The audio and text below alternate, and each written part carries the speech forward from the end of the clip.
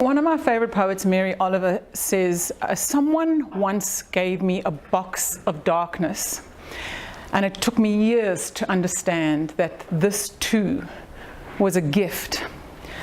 You know, in life, we so often get difficult experiences, and we find it so hard to understand at the time what the meaning of those experiences are. But if we remember that box of darkness, that there is something in there that we have to work hard to get at, it kind of helps us to navigate our lives with some sense of the greater meaning of why we're here. And today we are actually here to celebrate the story of an incredible loss, an incredible box of darkness that was given to Michele that has become a gift, and in so many ways, I mean, it's gifted her in so many ways, and she has now, through the process of writing this book, gifted it to all of us. And that is the incredible thing about taking your story and writing it down, is that you actually gift it to other people. So Michele woke up one morning at the age of 32 and her hearing was gone. You just imagine what that would be like, to have your hearing one day, wake up the next day and it's gone, and there's no explanation for it. There was no medical explanation for it. Now, most of us would do what we would normally do, which would be to rush off to an expert and try and get an explanation for it, which is exactly what Michele did. It's probably a sensible thing to do, actually.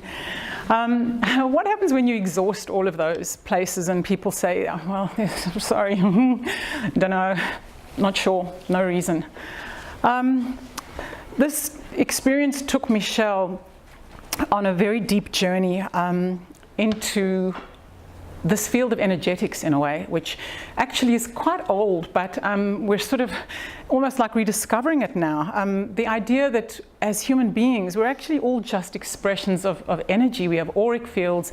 We are affected by the energy around us. We're affected by our thoughts, by our words, by our actions, and very much by our environment, by the stress that we live in. And this is not, as my husband might say, flim-flam, hocus-pocus, hidgery-pokery, magical fairy dust, unicorns and rainbows.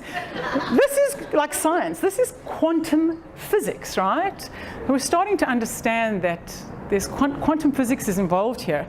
And there is so much work that's been done by incredible writers. One of the ones that I've recently loved is Bruce Lipton, who's written a book called The Biology of Belief and the Intelligence of Cells.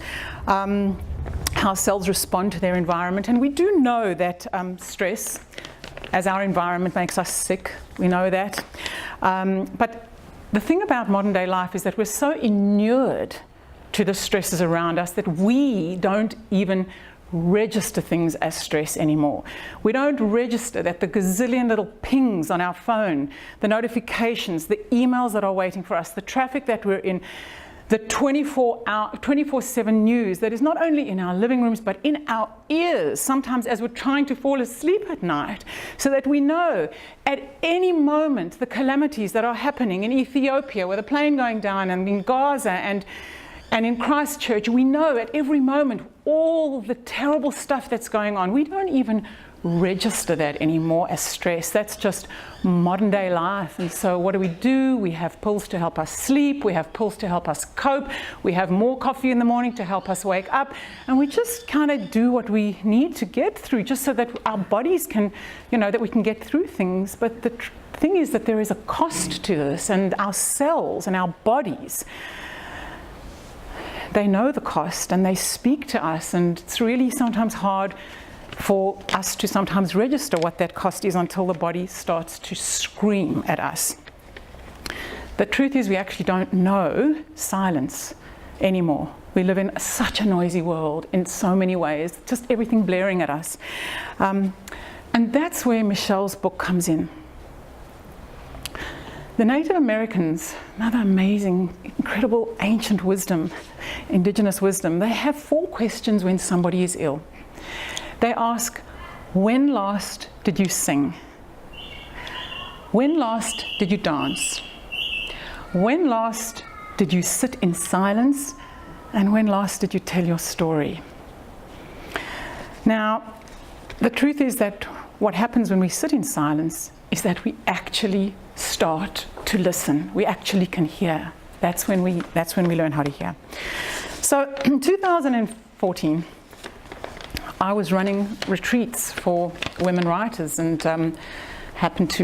Katrina had found a fantastic place in Fiji. It was our first time in Fiji, and I put this call out, and the next thing I had this writer who was coming all the way from California to Fiji. I was very excited about it, obviously, but that was that she arrived and I met her, and I remember the first time she told me her story, and she sort of was kind of filled with doubt that maybe this was not much in here, and like, who would be interested in this, and like, do I think that there's a story here? I was like, oh my God, are you kidding me? Like, there is such a story here. It was such an amazing story of the mysteries of the mind, the body, and the spirit, this incredible energetic connection. In that line of, Louise Hay and Caroline Myss and Tim Parks and all those people who have written about this stuff and we know about. But here, instead of the theory, here was somebody who had actually lived that story. I mean, she was like a survivor of that experience, and she was here to say to me, like, all that stuff that you read about that you hope is true, guess what? It's true. I was so excited, like, for a hypochondriac like me to meet someone like who's just saying, like, you can really, there's a lot of stuff that you can heal. You don't need all that medicine, like, just, shut up. Shut up and figure it out. Your body can tell you what to do. So for me, the questions that this book raises, they are confronting. They are revolutionary. They are mysterious. They're unsettling. But they are, most of all, they are empowering. They are so empowering, the messages of this book. We know this also from people like an amazing guy called Louis Malmadrona, who's written a lot of stuff about narrative medicine and the story of every illness, that every illness has a story, and that you need to let that illness tell its story. You have to be able to listen in order to hear what that story is and not keep outsourcing our wisdom to experts. Though I just want to say, if you do have any symptoms, you should probably go see a doctor first. Just get that out the way, please. Okay. Now, the thing is, a great story does not necessarily make a great book. I mean, I think we all know that, right? What makes a great book is patience and commitment, dedication to the craft of writing. Now, Michele has spent 5 years. I mean, it's almost exactly just over 5 years since I met her. She has been working solidly on that book for 5 years. So I just want to say to all my gorgeous writers in this room who are part of my other programs and have been on retreats with me and who are working on their books, yeah, it sometimes just takes half a decade, right? My first book took a whole decade, right? It's been countless rewrites, incredible dedication to this book, and the result is this beautiful book that really took one email for me to convince an international rights agent to take. So we were launching it under Joanne Fedler Media worldwide. She wanted world rights. We had to restrict it now just to Australia so that she can go and sell this book in the rest of the world, which is just, for Michele, and for me as her little publisher, it's such a big fucking deal. Now I want to introduce you to Michele Susan Brown, the author of This Kind of Silence. So please give her a massive round of applause. I really want to take in this moment because this means so much to me, to have you all here celebrating with me something that started off as a dream that I had questions whether I could do, and to be standing in this room with smiles and words of encouragement and applause like that, and hospitality from Mark and Katrina to be in their beautiful home means so much to me. And as I look around and as I've been speaking to people in just arriving, it's neat for me to see those layers of everyone within my journey coming together. So starting in Fiji all that time ago, to have that original group with me means so much. And then just a couple of years ago to have members that were with me too, Kylie and Louise and Lisa, it's coming full circle around. And I also have a couple of people here from that live in Sydney, but we're on a trip with us to Antarctica. That is a main theme in the story that I'll hear about too, and it just means so much to me that I got to tell her personally today that she's in the book, and she didn't know that too. So that was great. And of course, Joanne, as you all know, she's like this magnet that brings people together, and it's so evident in this room today. And I'm taking it all in, right? My heart feels so full. So to each and every one of you, thank you. I feel like I'm just really taking in this scene because it's so special to me. And then of course to have my husband here, because in Fiji, when I came, it was just me that went, and I had said to him, hey, I've got word that there's this really great writing workshop. I know I have a book to write. I know you've been knowing that I do. I'm not sure what it's about yet, but this lineup of content just is speaking to me. I feel like I need to go. And he said, Fiji? Really? Fiji? I mean, not like LA or San Francisco or Hawaii. You got to go to Fiji? And I said, I do. And he was fully supportive. And now we're back here. And like Joanne has said, with the book not being readily available in the US right now, it feels true to me that this book is birthed in Sydney with Joanne. It feels like it's just the way it was supposed to be. And like she said, not knowing about the international rights agent, I know more and more people will get it in the US at some point, at some time, and it is taking some patience, but it feels really special to actually have Joanne as the midwife for this book and to be here today. So I'm so grateful.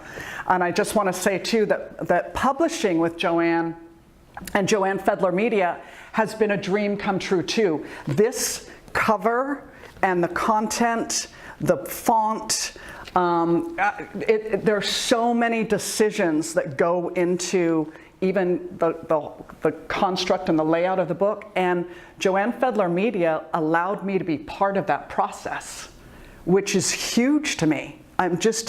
She had said several times, I want this to be the book that you are proud of and that you love and adore, and it is. And that's the other thing that I'm celebrating with this book being published by Joanne Fedler Media, is we don't know what's going to happen later with the international rights agent and what will go on with maybe a second publisher that comes in, but this is my absolute favorite. This will always be my baby, this true book too. So to tell you a little bit about the book, I thought I would read a few excerpts from it, because I've constructed it where there's basically three kind of timelines that I've weaved together to tell this story. So obviously, part of it, a big part of it, was waking up at 32 years old and not being able to hear, and the journey that I went on through those days and weeks and turned into months and then years as well. But this book is about so much more than that as well.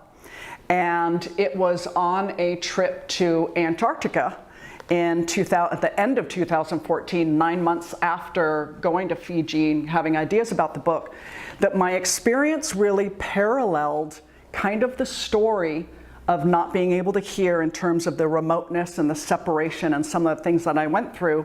And I knew after going to Antarctica that was a frame for the story. So I start in Antarctica, and I'd just like to read a little section of that where we have decided to go. And also, when we had decided to go, this is not a cruise ship vacation. This was an expedition trip. This was a ski trip that Gordon really wanted to go on, and a lot of avid skiers and adventurers who actually skin up on their skis, climb up mountains, and with the reward of skiing down. And I was like, oh my gosh, go, go, go, that sounds wonderful. And he said, well, I really want you to come with me. And I'm not a skier or an adventurer like that too. But obviously it made it to Antarctica. I'm glad I did, and I want to share a little piece there while we're on our way to Antarctica from chapter 1. While breathing my way through the turbulence, I spot a big blow of ocean spray on the starboard side, then another, and a third one. Look, honey, "Whales," I exclaim while tugging on Gordon's jacket. Each powerful exhale mixes with the lingering sprays of the last, creating a continuous shower of mist and a song of the slow, laboring sounds of blowholes. A crowd gathers around the railing, many with SLR cameras and GoPros in hand. Someone counts 18 whales, then another soon raises it to 24. The captain's voice interjects. These herds of humpback whales are probably feeding on krill swarms just beneath the surface. I anticipate they're heading north to South Africa, Australia, New Zealand, or America. I will slow down the ship because there are about 50 of them right now. Long white pectoral fins, about 16 feet long, take on a tropical blue reflection just below the surface of the cold waters. We are surrounded. I link my elbow through Gordon's arm and squeeze. All of us spectators have become a human pod, quiet, present, focused, sharing in the wonder of the powerful sprays and showy flicks of tail flukes as the whales dive below. Silence follows whispered wows. No land in sight, no other vessels in view. It's just us standing along the ship rail in complete awe. I close my eyes to listen more intently, focusing on the sounds of these majestic mammals and the silent stillness of our surroundings, reveling in my ability to hear, for it wasn't always so. And then I want to take you 7 months into not being able to hear. And 7 months in, I have been fit with hearing aids in both ears. And the fortunate part of that was that those aids could tap into the sound that I did have left, even though it was my hearing was in the severe hearing loss range, so I couldn't function without them. So 7 months in, I stand before the bathroom mirror, adding finishing sweeps of mascara for work. I bring my hands up behind my head to grab my hair and pull it back into a ponytail just to look. While the hearing aids fit snugly inside the canals of my ears and don't have any tubes trailing behind, I can still see them in their beige color. I'm still feeling self-conscious and embarrassed about them, even though I'm thankful they help me hear. I don't think I'm ready to have them in plain sight. I don't want to deal with the questions I assume will follow. What are those? Why do you have them? Or better yet, what happened? Why can't you hear? I release my bunched hand and allow the strands of hair to fall back on each side of my face. I smooth the locks and pull them closer to my cheeks, making sure nothing is noticeable. I don't want people to know I'm hearing impaired. I'm still hoping that wearing hearing aids will be temporary and that doctors will find out why my hearing left and fix it. I'm happy that I'm hearing better with assistance, but hearing aids can only tap into the hearing ability I do have. They aren't true sound. It's not like putting on a pair of eyeglasses. There is no 20/20 adjusted hearing, I've learned. I want to be young and vibrant like I should be after just turning 33. I want to wear my hair in a ponytail without feeling deeply flawed, as if I don't belong with everybody else. So I was really struggling 7 months in, and that turned into months that then went into years as well. So the third line that I carry through the story are childhood flashbacks. And what those do is they kind of help us understand Michele as the character and why she is the way she is, and maybe why she's feeling self-conscious or flawed and some of those things. Because my thought is, with some of those childhood experiences, it's the meaning that we make about ourselves at those times, especially in trauma, how we carry them forward that maybe have our own understanding or perceptions of selves and that turn into actual negative core beliefs about ourselves. So there are several of those, and I'm not going to read the next one that follows that scene, but you'll see with the childhood flashbacks that there's a meaning for each and every one of those that's positioned in the book. So the next place I'm going to take you is 3 years after losing my hearing. And I've been looking externally for all the answers everywhere. I've been frustrated with doctors. I don't understand why specialists can't figure this out. Angry and kind of despairing at this time. And during this particular evening with my husband Al, he had invited a colleague that had been working with them over for dinner. And this is a conversation that takes place. Midway through the evening, in between bites, Brett enthusiastically shares his experience attending a training called NLI, short for Next Level Intensive.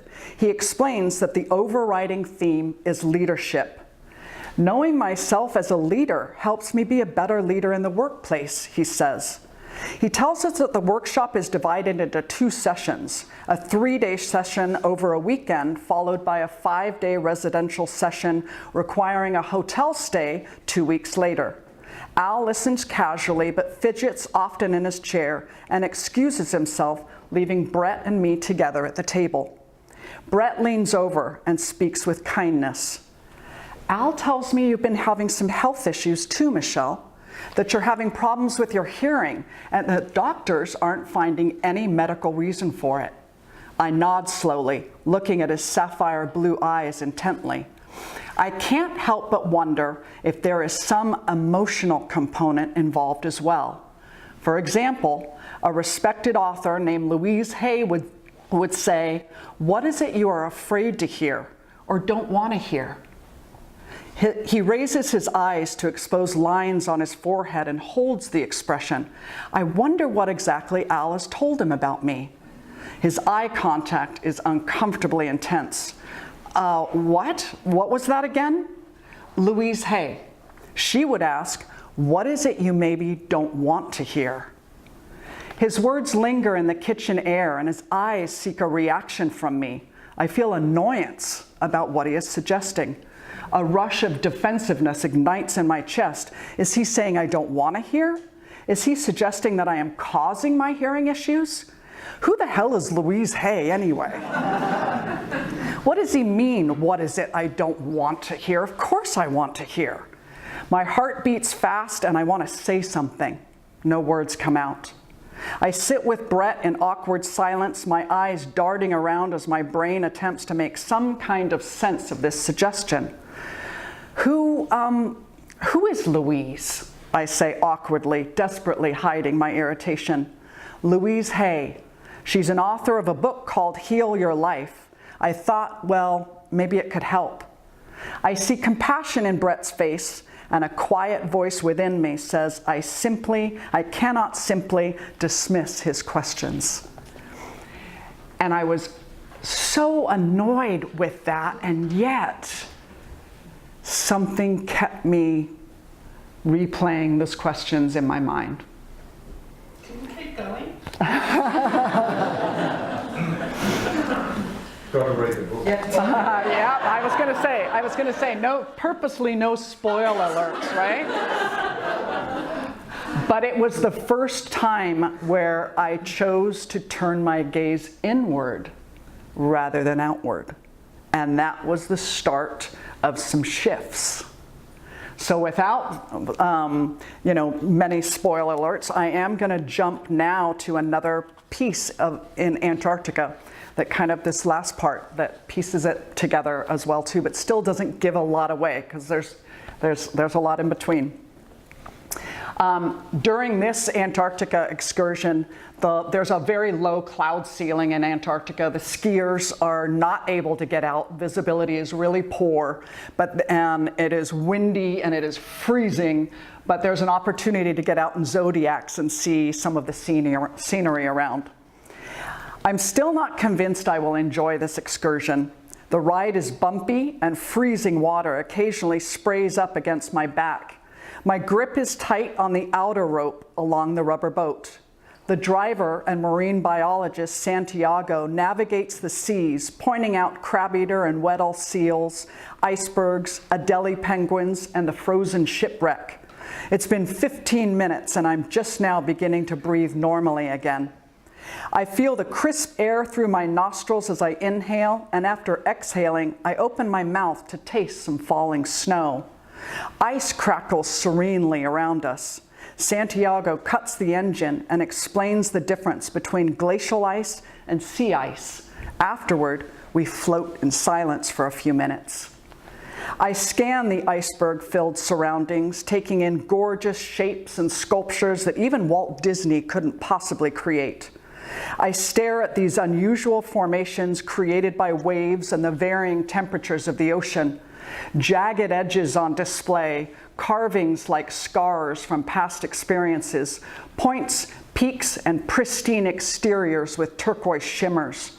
All of this above the sturdy, dark, hidden layers lurking below the surface. Beauty and harshness showing off and hiding away at the same time. I ponder the excavations I've done to heal some of the shadowed parts of myself in order to no longer be fearful of them. I stare a few moments longer and consider how the icebergs teach me about illusion. The top portion, the unique formations of wonder and beauty, catches our attention, while the unseen, unknown depth below the surface can instantly destroy a sailing ship. As the Zodiac's motor starts and we move through sea ice again, Gordon looks at me, gives 2 thumbs up, and then blows a kiss.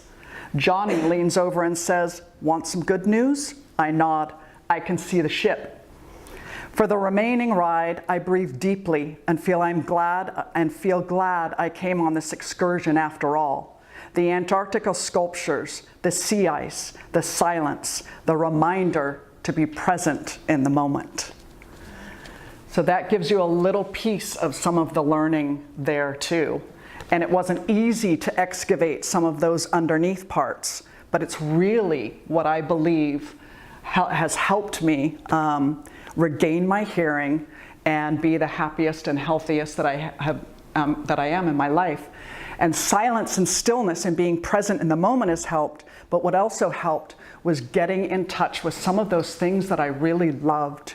Those moments in nature that feed my soul, or time with girlfriends to laugh and share, or writing in my journal again if I forgot. I had forgotten some of that early on. So there were a number of things that I think that brought me back to myself that helped me so much, and that's what I'm offering all of you with this book too, is that journey inward and that invitation to look inward instead of outward sometimes for the answers, and to take some simple moments to just be present and to be so grateful for the things that we do have as well.